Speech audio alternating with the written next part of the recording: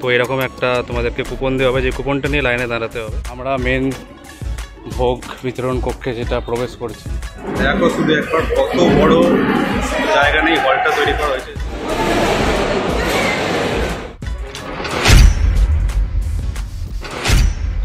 Hello WhatsApp বন্ধুরা, তোমরা সবাই কেমন আছো? আশা করছি ভালোই আছো। This is Pintu, welcome to my channel and welcome to brand new blog. দেখতে দেখতে ব্লগ 29-এ পৌঁছে গেলাম। অ্যাকচুয়ালি এটা ব্লগ 30 হওয়ার কথা।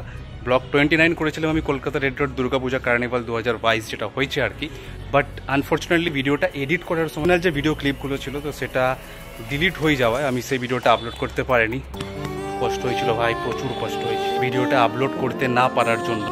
মনে দুঃখ, মুখে হাসি, এই নিয়েই বেঁচে আছি। যাই হোক, সেসব কথা আর মনে করে কি হবে। চলো নতুন আরেকটা ব্লগে তোমাদেরকে স্বাগত জানাই। Welcome to blog 29। তো আজকে আমি চলে এসেছি বেলুড় মঠে। আর বেলুড় মঠে আসার আমার মেন উদ্দেশ্য হচ্ছে আজকে এখানে যে ভোগ বিতরণ যে প্রসেসটা আছে তার একটা আলাদা শ্রেণীকক্ষ তৈরি হয়েছে। অ্যাকচুয়ালি বেলুড় মঠে ভোগ গ্রহণ তো অনেকদিন আগে থেকেই রয়েছে। অনেকদিন আগে আমি যখন প্রথম এসেছিলাম একবার বাবা মার সাথে, তো তখন মানে একটা সেই জায়গার মধ্যে মাটিতে শতরঞ্চি পেতে তারপরে সেখানে খিচুড়ি ভোগ আরও তরকারি পায়েস যাই হোক না কেন সেই ভোগ খাওয়ানো হতো আর কি। কিন্তু মাঝে লকডাউনের সময় 2 বছর পুরো ভোগ খাওয়ানোটা বন্ধ ছিল। তো এখন কি হয়েছে ব্যাপারটা, তো 2 বছর লকডাউনের পরে নতুনভাবে যে ভোগ খাওয়ানোর যে সিস্টেমটা, যে একটা আলাদা করে নতুন শ্রেণীকক্ষ তৈরি করা হয়েছে। আগে যেমন মাটিতে বসে খাওয়ানো হতো বললাম, তো সেরকমই এখন আর সেরকম ব্যবস্থা নেই। এখন নতুন করে আলাদা একটা নতুন জায়গা তৈরি করা হয়েছে, যেখানে পুরো সিটিংয়ে খাওয়ানোর ব্যবস্থা করা হয়েছে। পুরো বসে মানুষজন খেতে পারবে, চেয়ার টেবিলের মতো ব্যবস্থা করা হয়েছে। তো সেটা হচ্ছে একটা নতুন ব্যবস্থা, যেখানে কয়েক হাজার লোক বসে খেতে পারবে। তো কি টিকিটের মূল্য রয়েছে বা কুপনের কত মূল্য রয়েছে, বা তোমরা কি করে আসবে, কটার সময় তোমরা এলে কুপনটা পাবে এবং কটা থেকে ভোগ খাওয়ানো শুরু হয়, সমস্ত কিছুই তোমাদেরকে বলবো। তো ভিডিওটা শেষ পর্যন্ত দেখতে থাকো।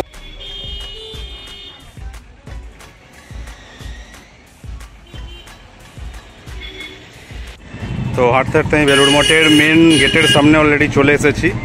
যার এই সাইডে দেখতে পাচ্ছ অনেক ফুলের দোকানও রয়েছে। যেরকমটা দেখতে পাচ্ছ বেলুড় মঠের মেন গেটের সামনে একদম চলে এসেছি। তো এখানে কিছু নির্দেশ দেওয়া রয়েছে, যেখানে নতুন যে নিয়ম অনুযায়ী এখানে সকালে 6:30 থেকে 11:30 পর্যন্ত এবং ইভিনিংয়ে 3:30 থেকে রাত 8:30 পর্যন্ত খোলা থাকে। তো ওই যে মেন গেটটা এখানে যেখানে দেখালাম, যেখান দিয়ে প্রবেশ করলাম আর কি। তো সেটা দিয়ে ঢোকার পরেই এখানে বাঁদিকে এই হলটি নতুন তৈরি করা হয়েছে। এটা দেখছি অভেদানন্দ কনভেনশন সেন্টার, যেটা আমি আগে দেখিনি, কিন্তু এখন এটা রিসেন্টলি হয়তো নতুন হয়েছে, এটা দেখতে পাচ্ছি এখন।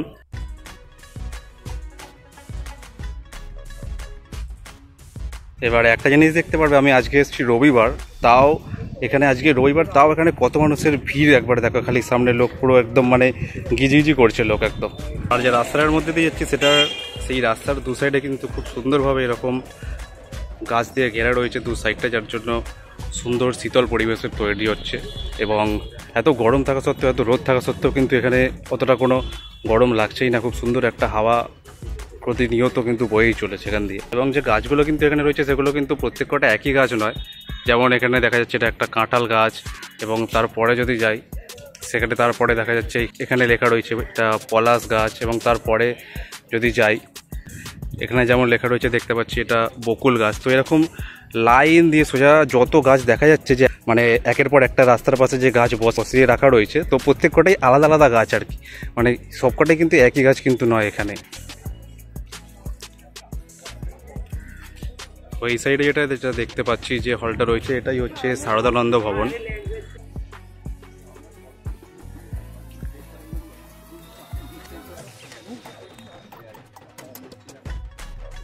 এবং তারপরেই দেখতে পাচ্ছি যেটা এখানে লেখা রয়েছে রামকৃষ্ণ সংগ্রহ মন্দির বা রামকৃষ্ণ মিউজিয়াম, কিন্তু এটার ভিতরে ক্যামেরা নিয়ে অ্যালাউ নেই। তো সেটারই বাইরে দিয়ে যতটা দেখতে পাচ্ছি তোমাদেরকে দেখানোর চেষ্টা করছি।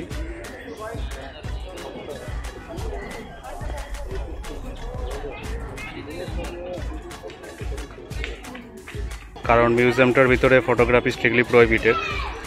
যেমন এখানে দেখছি স্পষ্টভাবেই লেখা আছে যে মোবাইল ফোন সুইচ অফ করেই প্রবেশ করতে হবে ভিতরে। বেলুড় মঠের ভিতরে যে কোনো জায়গায় প্রবেশ করার জন্য একটা নিঃশুল্ক জুতো ঘর আছে, যেখানে জুতো রাখলেই সব থেকে বেশি ভালো। আর মিউজিয়ামটা যে ওখানে দেখালাম, মিউজিয়ামের ঠিক অপোজিটেই এখানে সুলভ শৌচালয়েরও ব্যবস্থা রয়েছে, টয়লেটের। একদিকে লেডিস আর একদিকে জেন্টস, তো তোমরা চাইলে একটাও এসে ইউজ করতে পারো।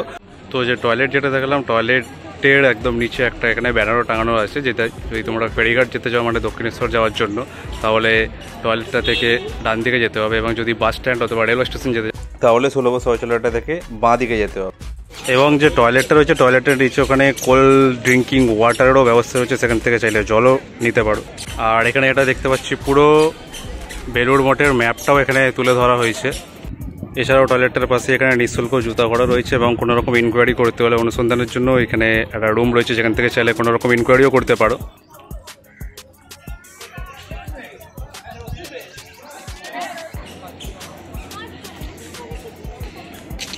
আর এছাড়া এখানে নর্মাল ড্রিঙ্কিং ওয়াটারেরও ব্যবস্থা রয়েছে। আর ভিতরটা মানে এত গাছগাছালি দিয়ে ঘেরা, যে এত সুন্দর হাওয়া বইছে যে কোনো রকম গরম অনুভবই হচ্ছে না। আর এই গাছটা জাস্ট দেখো একবার, কি সুন্দর লাগছে, পুরো ঝাউ গাছের মতো দেখতে। বাট গাছটার নাম হচ্ছে উইপিং উইলো। আর এই হচ্ছে মেন বেলুড় মঠের মন্দিরটি, যার আর ভিতরে কিন্তু মোবাইল নিয়ে যাওয়া একদম স্ট্রিক্টলি প্রহিবিটেড। বেলুড় মঠের মেন যে মন্দিরটা আছে, তো সেই মন্দিরটার ডান দিকে রাস্তা ধরে সোজা চলে আসতে হবে, এলেই এরকম একটা গেট দেখা যাবে, যেখানে গেটটার বাঁ দিকে এরকম লেখা আছে মঠ অফিস বলে, যে বাঁ দিকটায়। তো সেই গেটটা দিয়ে ওই বাঁ দিকে গেলেই মঠ অফিসটা দেখা যাবে, যেখানে দেখা যাচ্ছে যে লাইন দিয়ে সবাই কুপন কাটছে ভোগের আর কি।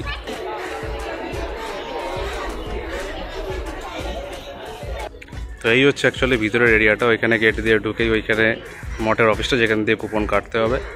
এবং ভিতরটা হচ্ছে অনেকটা এইরকম, যেখানে স্বামী বিবেকানন্দের আম গাছ দেখা যাচ্ছে, দূরে জুম করে দেখাচ্ছি। এদিকটাতেই লেখা রয়েছে যে প্রসাদ কক্ষে মা সারদা সদাব্রত ভবন যাইবার পথ, মানে যেখানে প্রসাদ ভোগটা খাওয়ানো হবে, তো সেটার রাস্তাটা ওই দিকে। তো এখন টিকিট কাটা হয়ে গেছে। কুপনের লাইনে দাঁড়ানোর পর এরকম তোমরা যত টাকা দিয়ে তোমরা কুপনটা কাটো না কেন, তো এরকম একটা তোমাদেরকে কুপন দেওয়া হবে, যে কুপনটা নিয়ে লাইনে দাঁড়াতে হবে। তারপরে লাইনে দাঁড়িয়ে কুপনটাকে জমা দিলে তারপরে এই ভোগ গ্রহণ কেন্দ্রে প্রবেশ করতে পারবে। এবার বলে রাখি, এখানে টিকিট বা কুপন যেটা কাটতে হবে সেটার কিন্তু কোনো নির্দিষ্ট কোনো মূল্য নেই। অনেক জায়গাতেই এরকম আছে, যেরকম কি মায়াপুর বলো বা আরও লাইরি বাবার আশ্রমে গেছিলাম সেইখানে, তো সেখানে একটা কুপনের নির্দিষ্ট মূল্য থাকে 40 টাকা, 30 টাকা, 50 টাকা কি 60 টাকা, যাই হোক না কেন। কিন্তু এখানে বেলুড় মঠে এই একটা জিনিস যেটা আমার ভালো লাগলো, যেখানে যে ভোগের জন্য যেটা কুপন কাটতে হবে সেটার কিন্তু নির্দিষ্ট কোনো মূল্য নেই। মানে যেটা হচ্ছে ব্যাপারটা, তুমি তোমার যতটা সাধ্যমতো তুমি যা দিতে পারবে, যদি কিছু নাও দাও তাহলেও তোমাকে কুপন দেবে। আর যদি তুমি তোমার ইচ্ছা মতো 10 টাকা, 5 টাকা, 20 টাকা, 25 টাকা, 30 টাকা, 50 টাকা, 100 টাকা, যা খুশি তোমার দিতে পারো, যেটাকে কুপনের মূল্য না বলে অনুদান বলেই ভালো। কিন্তু এটা নির্দিষ্ট এরকম কোনো নেই যে তোমাকে এইটাই দিতে হবে, না হলে তোমায় কুপন দেওয়া হবে না বা তুমি ভোগ গ্রহণ করতে পারবে না, এরকম কিছু নেই কিন্তু। আর মেন মন্দিরটা থেকে এরকম সোজা চলে এলে এখানে দেখো দেখতে পাবে ফেরিঘাট যাইবার পথ, এবং তার সোজাসুজি এই যে গেটটা দেখা যাচ্ছে, তো এটাই হচ্ছে ফেরিঘাট যাইবার রাস্তা। আর ফেরিঘাট ধরে এলেও এই রাস্তাটা ধরেই তোমরা বেলুড় মঠের ভিতরে প্রবেশ করতে পারবে। আর এটা হচ্ছে বেলুড় মঠের ভিতরেই নির্দিষ্ট একটা ঘাট, যেখানে চাইলে আপনারা স্নানও করতে পারেন। এবং ঘাটে যদি কেউ স্নান করে থাকেন, তো এখন নতুন যেটা দেখতে পাচ্ছি, এখানে লেডিসদের জন্য স্পেশালি চেঞ্জিং রুমেরও এখানে এরকম ব্যবস্থা করা হয়েছে, তো সেরকম অসুবিধা কিছুই হবে না। তবে এখানে একটা জিনিস যেটা লেখা রয়েছে দেখতে পাচ্ছি, আপনার জিনিসপত্র আপনারই দায়িত্বে রাখবেন। ঘাট থেকে দূরে দেখা যাচ্ছে বালি ব্রিজ, আর দূর থেকে যে আসছে লঞ্চগুলো দেখা যাচ্ছে, ওইগুলো মোস্ট প্রবাবলি দক্ষিণেশ্বর থেকেই আসছে। তো যেরকম ফেরিঘাটের রাস্তাটা দেখালাম ওই সাইডের মানে ডান দিকে, তো সেখান থেকেই সামনে থেকেই দেখো কত সামনে থেকে যাচ্ছে লঞ্চটি। তো এটা অ্যাকচুয়ালি যাবে ওখানে দক্ষিণেশ্বর, লঞ্চে করেই তোমরা চাইলে এখান থেকে দক্ষিণেশ্বরও যেতে পারো। তো এবার কীভাবে তোমাদেরকে আসতে হবে সেটা বলে, তোমরা যদি হাওড়ার দিক থেকে আসো তাহলে তোমাদেরকে বেলুড় মঠ স্টেশনে নামতে হবে যে কোনো ট্রেন ধরে, বা যদি তোমরা শ্রীরামপুর বা তারকেশ্বর, ব্যান্ডেল, বর্ধমান, কাটোয়া যেদিক থেকেই আসো, হাওড়াগামী যে কোনো ট্রেন ধরে তোমাদেরকে বেলুড় মঠ স্টেশনে নামতে হবে। এবং বেলুড় মঠ স্টেশনে নেমে সেখান থেকে টোটো বা অটো ধরে বা হাঁটা পথে তোমরা চলে আসতে পারবে। এইবার তোমরা যদি কলকাতার যে কোনো জায়গা থেকে তোমরা আসতে চাও, তাহলে কলকাতা থেকে যে কোনো মেট্রো ধরে, মেট্রো থেকে তোমাদেরকে দক্ষিণেশ্বরে নামতে হবে। দক্ষিণেশ্বরে নেমে তারপরে সেখান থেকে লঞ্চ ফেরেও তোমরা ডাইরেক্ট বেলুড় মঠে চলে আসতে পারো, অথবা তোমরা দক্ষিণেশ্বর থেকে অটো বা বাসে করেও তোমরা বেলুড় মঠে আসতে পারো। অথবা আমার যেটা মনে হয় সব থেকে ভালো হবে আর কি, তোমরা এক কাজ করতে পারো, ভোর বাড়ি থেকে বেরিয়ে গিয়ে দক্ষিণেশ্বরের মন্দিরে সরাসরি চলে যেতে পারো। সেখানে গিয়ে দক্ষিণেশ্বরের মন্দিরে পুজোটা দিয়ে নিয়ে দেন তারপর দক্ষিণেশ্বর ফেরিঘাট থেকে লঞ্চ ধরে সরাসরি বেলুড় মঠ ফেরিঘাটে চলে আসতে পারো। তো বেলুড় মঠ ফেরিঘাট থেকে বেলুড় মঠের যে এন্ট্রান্সটা রয়েছে সেটা মাত্র 2 থেকে 3 মিনিট প্রায় হাঁটা পথ। বেলুড় মঠে প্রবেশ করার পরে বেলুড় মঠে ওই 10টা-11টার মধ্যে ভোগের কুপনটা কেটে নিলে দেন একটু এদিক ওদিক ঘোরাফেরা করলে, ছবি টবি তুললে, গঙ্গার ধারটায় একটু বসে এনজয় করলে দেন 11:30 থেকে ওই ভোগ বিতরণ স্টার্ট হয়। তো ভোগ একেবারে গ্রহণ করে নিয়ে, ভোগ খেয়ে নিয়ে একেবারে বেরিয়ে সেখান থেকে বাড়ি চলে আসতে পারবে। আর ব্যাপারটা হচ্ছে এমনি দিনে তো ভিড় হয় বেলুড় মঠে, এবার শনিবার রবিবার হোক বা যে কোনো ছুটির দিনেই এখানে কিন্তু আরও বেশি পরিমাণে ভিড় হয়ে থাকে। তো আজকে যেহেতু রবিবার, আজকে দেখছি কিন্তু প্রচুর পরিমাণে এখানে লোকের সমাগম হয়েছে বিশেষ করে ভোগ গ্রহণ করার জন্য। আর এখন 11:30 বেজে গেছে। 11:30 হচ্ছে দুপুরবেলা বেলুড় মঠের মেন গেট বন্ধের টাইম। তো বন্ধের টাইম হয়ে গেছে বলে দেখো এরকম ঘন্টা বাজিয়ে সবাইকে উঠে যাওয়ার নির্দেশ দিচ্ছে। এটা শুধু সকালে বলে না, বিকেলবেলাতেও যখন বন্ধের টাইম হয়ে যায় আর কি, তো লোকজনদের এই যে গঙ্গার ধারটা দিয়ে উঠে যাওয়ার জন্য এরকম ঘন্টাই বাজিয়ে তাদের নির্দেশ দেওয়া হয়।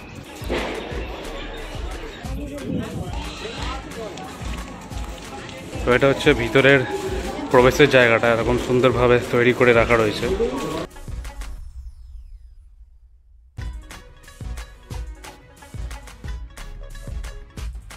এখন নির্মাণের কাজ চলছে আর কি। সাইডে দেখা যাচ্ছে যে এখানে টয়লেটেরও ব্যবস্থা রয়েছে, তো চাইলে তোমরা ইউজ করতে পারো। এবং আমরা মেন ভোগ বিতরণ কক্ষে যেটা প্রবেশ করছি, যেটার উপরে লেখা রয়েছে মা শারদা সাধব্রত ভবন।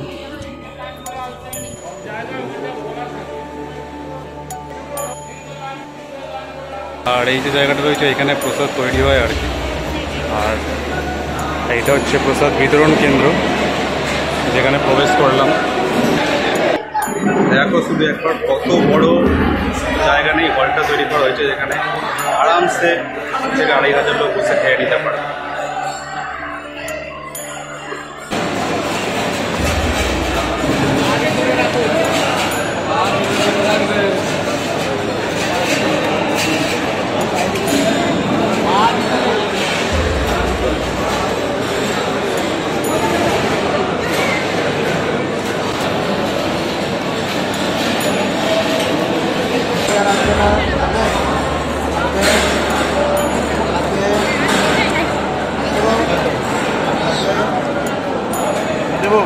না না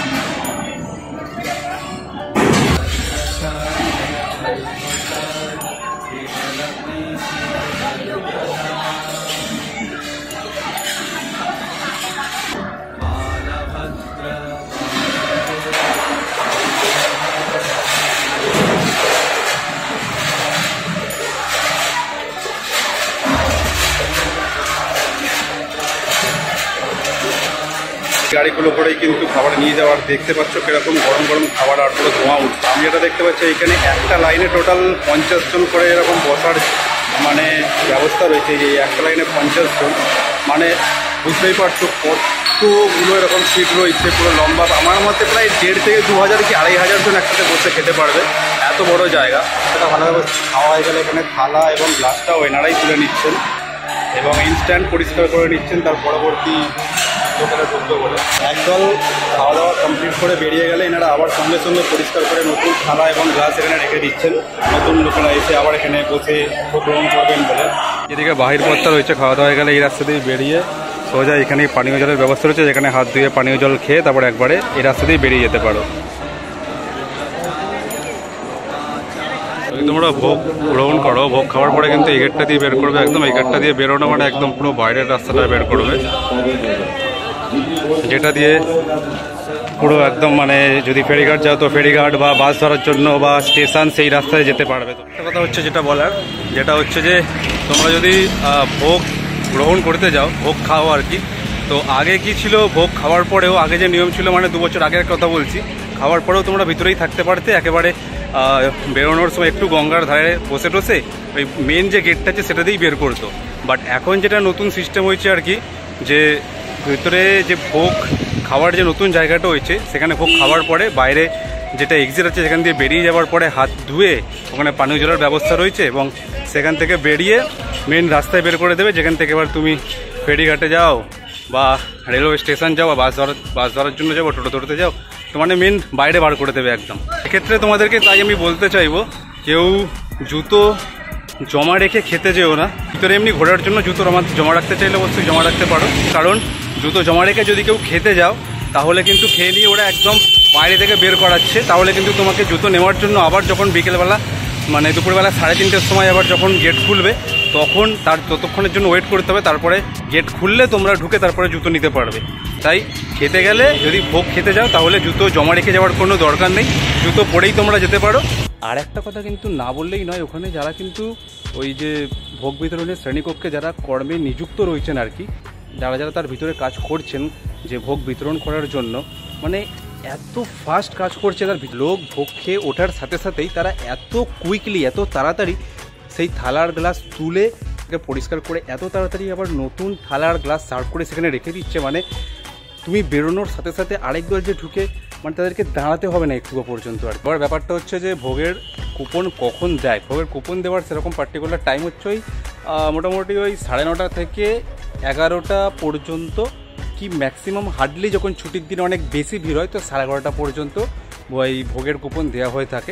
11:30 থেকে ম্যাক্সিমাম 12:15 নাগাদ ভোগ বিতরণের যে মেন যে শ্রেণীকক্ষটা রয়েছে তো সেইটা ওপেন হয়ে যায়, আর সেটা একবার খুলে গেলে তারপরে কিন্তু আর কোনোরকমভাবেই রিকোয়েস্ট করার সত্ত্বেও আর কুপন তারা বিলি করে না। কারণেই তোমাদেরকে চেষ্টা করতে হবে যে যতটা তাড়াতাড়ি সম্ভব ওই মোটামুটি 10টা 10:30টার মধ্যে বেলুড় মঠে পৌঁছে গিয়ে ভোগের কুপনটা সংগ্রহ করে নেওয়ার জন্য। এবার ব্যাপারটা হচ্ছে দেখো ভোগে কি কি দিয়েছে সেটা তো তোমাদেরকে দেখালাম, আমি তো আরেকবার বলে দিচ্ছি। যেরকম দেখলাম প্রথমে দেওয়া হলো খিচুড়ি ভোগ, এবং তারপরে দেওয়া হলো একটা তরকারি যেখানে ওই সোয়াবিন পটল আলু এরকম মিশিয়ে একটা তরকারি দেওয়া হয়েছে, এবং তারপর একটা চাটনি আর পায়েস। কিন্তু এবার বলে রাখি চাটনি আর পায়েসটা তোমাদেরকে ওই একবারই দেবে, বাট খিচুড়ি আর তরকারি যেটা আছে ওটা মানে 2টো রাউন্ড ঘুরিয়ে যাবে, তো এই দুবারের মধ্যেই তোমার যতটা লাগবে নিয়ে নিতে হবে। তো আজকে আপাতত ভিডিওটা এই পর্যন্তই থাকলো। ভিডিওটা যদি ভালো লেগে থাকে, একটু ইনফরমেটিভ বলে মানে একটু মনে হয় যে আমি কিছু ইনফরমেশন দিয়েছি বলে, তাহলে অবশ্যই একটা লাইক করে দিও, কমেন্ট করে জানিও ভিডিওর কোন পার্টটা তোমাদের সবথেকে বেশি ভালো লাগলো, আর শেয়ার করতে ভুলো না। চ্যানেলে নতুন হয়ে থাকলে অবশ্যই সাবস্ক্রাইব করে দিও, আর সাবস্ক্রাইবের পাশে যে বেল আইকনটা সেটাও প্রেস করে দিও, যাতে ইন ফিউচার যখন আমি কোনো ভিডিও আপলোড করবো যাতে সবার আগে তোমার কাছে নোটিফিকেশানটা পৌঁছে যায়। দেখা হচ্ছে নেক্সট কোনো ভিডিওতে খুব তাড়াতাড়ি। টিল দেন সুস্থ থেকো, ভালো থেকো, tata, bye bye, love you all and bye bye Belur Math. যাত্রীহীন এই রাত্রিগুলোর বন্ধু হবে কে, শীতের বোতাম আটকে নিয়ে সঙ্গী হবে কে।